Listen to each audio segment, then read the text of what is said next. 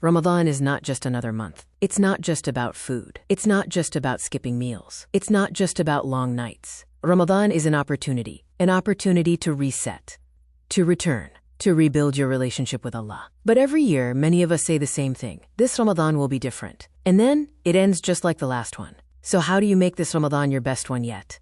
First, fix your intention. Not for social media.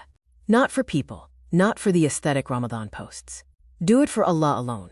Because when your intention is pure, even the smallest act becomes huge in reward. Second, start with repentance. Before you plan your Quran goals. Before you plan your gym schedule. Before you plan your iftar menu. Sit alone. Raise your hands and ask Allah to forgive you.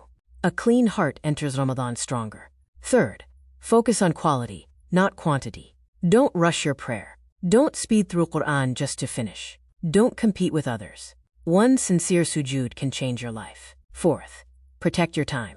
Ramadan flies. The first 10 days feel slow. The last 10 days disappear. Limit scrolling. Reduce distractions. Choose the Quran over your phone, because the same device that wastes your Ramadan can also benefit it, if you use it wisely. Fifth, build one habit that stays after Ramadan. Not 20 habits. Not unrealistic goals. Just one. Maybe praying Fajr on time. Maybe daily Quran. Maybe quitting a sin. If one habit survives after Eid, you've succeeded.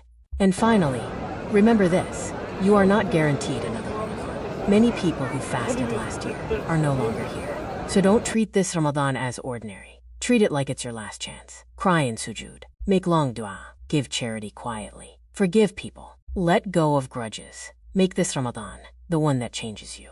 Because the best Ramadan is not the one where you were perfect. It's the one where you were sincere. And sincerity changes everything.